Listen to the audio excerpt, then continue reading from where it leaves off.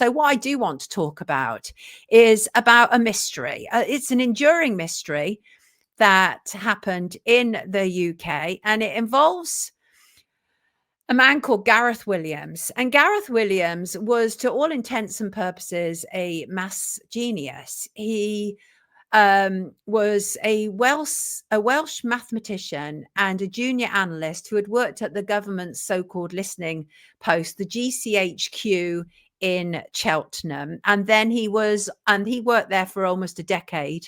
And then he was on secondment to the Secret Intelligence Service, more specifically MI6. And he was found dead in, frankly, deeply troubling circumstances in Pimlico, London, on the 23rd of August 2010. So why am I talking about this today? Well, about 2 months ago, I was approached by two people working together to continue to highlight Gareth's death and the circumstances surround it. One worked with him in a professional capacity, the other knew him personally.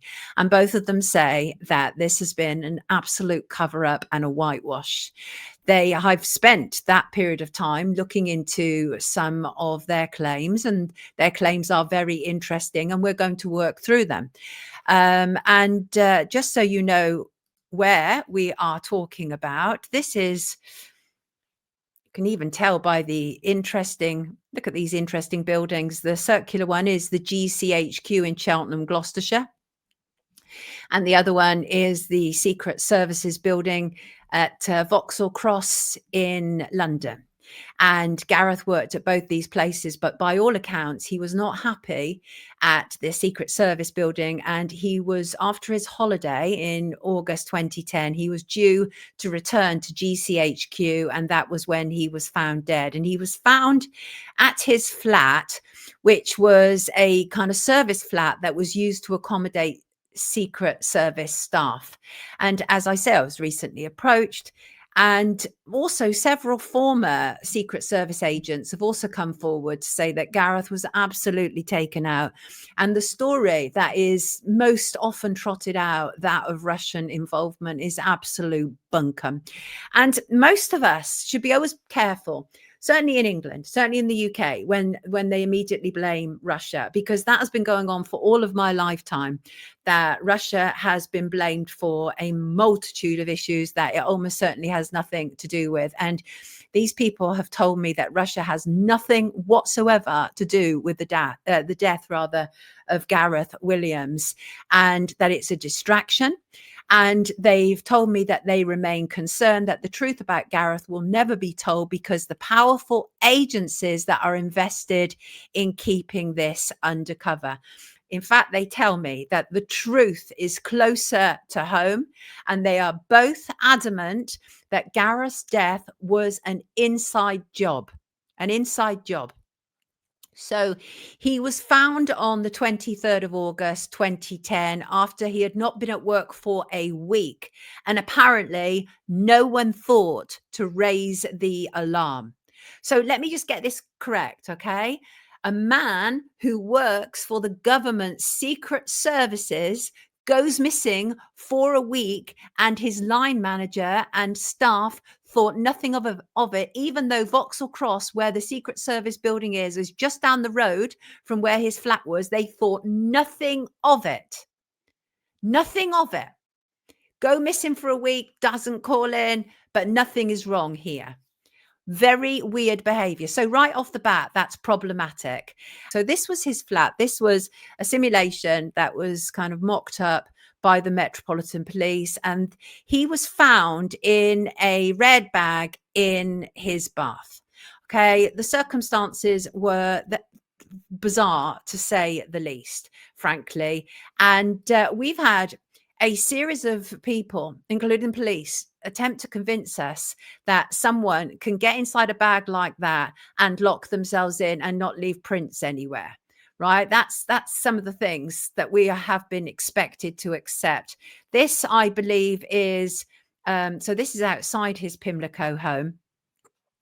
And what happened? They found him because a welfare check happened after this week that he'd gone missing. And in fact, they later revealed that they believed him to have been dead for at least a week. The last image of him was on August the 15th, 2010. And the last time that his computer was accessed was on August the 16th. So the police visited the Pimlico home just down the road from the Secret Service building in Vauxhall, as I said.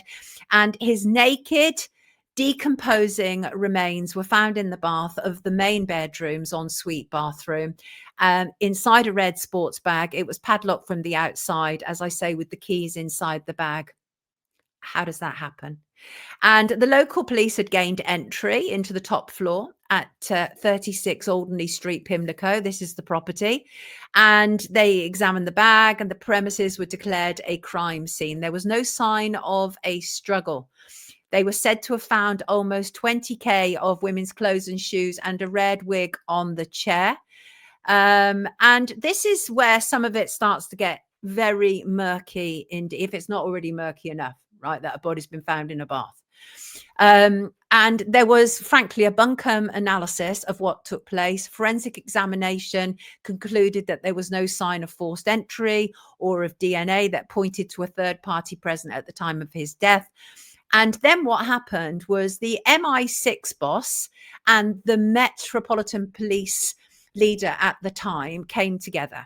And so what you had was Sir John Sawyers, who was the head of MI6 at the time, and Sir Paul Stevenson, who was the commissioner of the Metropolitan Police. And they came together just hours after Gareth's body was discovered.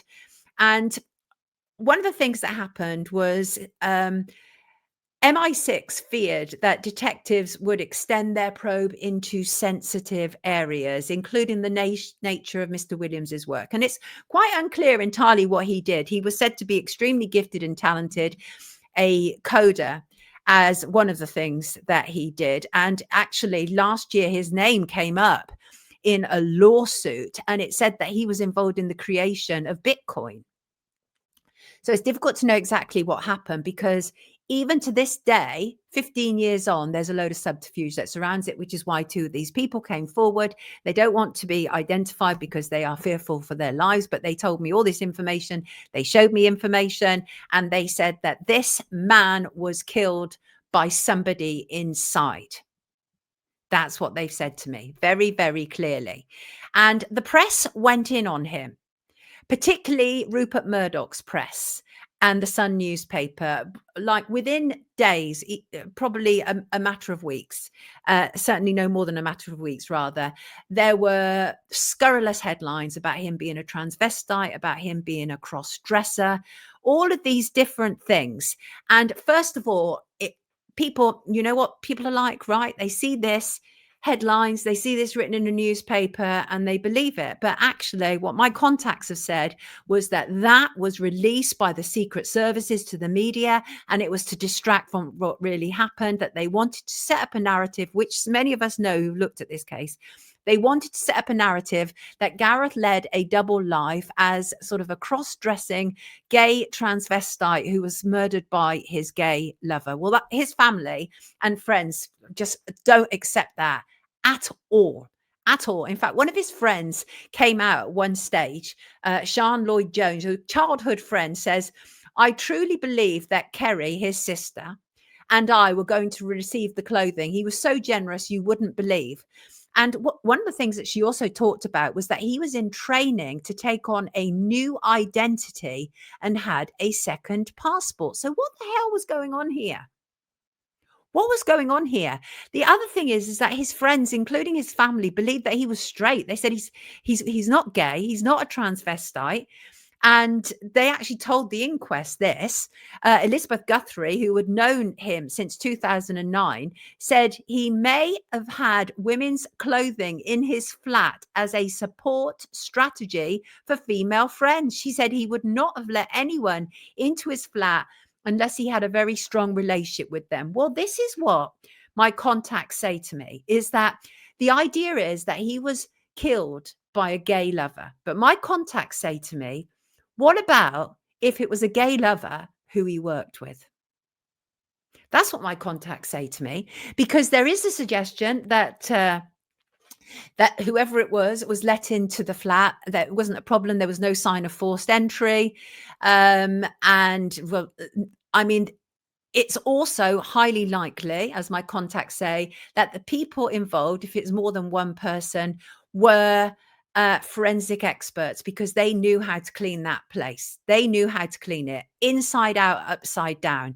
And the fact remains that his friends say this was the most perfect of cover-ups, that the agencies involved all messed up. It was a perfect bodge scene, an investigation based on lack of information, and a staged crime. His friends and former colleague tells me that it was a narrative that was set up about him, and it was aided and abetted by legacy media who gladly went along with it. So at the inquest, the coroner was not impressed. Not impressed at all. Said it was unlikely that Gareth Williams' death would ever be satisfactorily explained. Well, that is in part because, is because the Secret Services and the Metropolitan Police clashed badly. They were withholding information from each other. There were quite serious problems, frankly. Fiona Wilcox was the coroner. She found on the balance of probabilities that Williams was unlawfully killed, although she also said there was not enough evidence to deliver a formal unlawful killing verdict, well, because it had been cleaned away. She heavily criticised MI6 and SO15. SO15 is a counter-terrorism unit of the Metropolitan Police. It was the role of SO15 to operate between the intelligence service and the Met detectives who on homicide who were investigating the case. The intelligence service apologised to Williams' family over the delay in reporting him missing. A week. And during her verdict, Fiona Wilcox rejected suicidal intent, which they tried to push. She rejected the idea that he had an interest in bondage or cross-dressing or autoerotic activity. She rejected any of those things being related to Gareth Williams' death. And in fact, his contacts tell me quite clearly that all of that was a ruse designed to distract away from the secret services. And Fiona Wilcox said that it remained a legitimate line of inquiry that the Secret Services could be involved in Gareth's death. She criticised the shortfalls in MI6 passing on evidence to Scotland Yard police. But as she had to admit, there was no evidence that he died at the hands of spies. Of course, we'd heard there were these images that were released of a man and woman, and the claim was that these were Russian intelligence who had come for him. Oh, it was the Russians. And Fiona Wilcox found the lack of DNA, of forensic evidence, or handprints significant, as you would in a situation like this. She said it was highly unlikely that Williams got inside the bag on his own, saying a lack of hand and footprints in the bathroom was significant. She said, and I'm going to quote her directly, in relation to the prints found within the bathroom, in my view, what was more significant was what was not found rather than what was found. Indeed. And anybody will tell you that at a crime scene. And as I say, she ruled out he died as a result of some fetish game gone wrong. And she also denied that there was any evidence to suggest claustrophilia, which is the love of enclosed spaces. And she found no evidence to suggest that this was of interest to him. But anybody who was in the UK during that period of time would have been hard pressed not to think that this was just another Secret Service spy who was some kind of kinky fetishist who died as a consequence of an autoerotic experience gone wrong. That was what Rupert Murdoch and legacy media pushed. That's what they pushed. The coroner said this is not a bondage scenario gone wrong. This man was interested in risk assessment. At the very least, if he had gone in there as some sort of autoerotic scenario, he would have made sure that he had a knife inside to escape, because he was big on risk assessment. She rejected speculation that he was a transvestite spy, even though the media pushed it heavily. And she said that the leaks that he could be a cross-dresser, this whole idea about these clothes, which we don't know weren't planted, said could have been an attempt by some third party to distract us. Indeed. The fact is, all the agencies that were assigned to work out what had happened, they all fell short, even according to the coroner. It would appear that many agencies fell short during the investigation, Fiona Wilcox said. She identified breakdowns in communication, including her own office, in ordering a second post-mortem. She said there was a DNA mix-up by forensics where something had been mislabeled. And so some of the DNA that was found actually pertained to one of the officers at the scene. After the inquest, the Metropolitan Police, who had been absolutely admonished for their conduct, then investigated Gareth's death again, despite what the coroner had said, right? The coroner had said that even though she couldn't come down on absolutely that this was murder, the chances are highly likely that it was. I mean, she was absolutely excoriating in her belief that this man had been deliberately smeared, and she didn't rule out that secret services could be involved. Or indeed the police, actually. But guess what the police concluded? That Williams' death was probably an accident. Probably an accident. That's extraordinary stuff. Gareth Williams was buried in Anglesey, where he was born and raised, on the 26th of September 2010.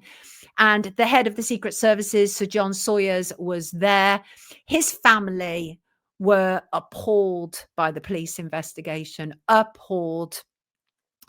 There was an interim hearing that took place before the inquest, and a lawyer representing Gareth Williams' family says he could have been killed by someone who, and I'm quoting, specialized in the dark arts of the secret services. That is what my contacts are telling me.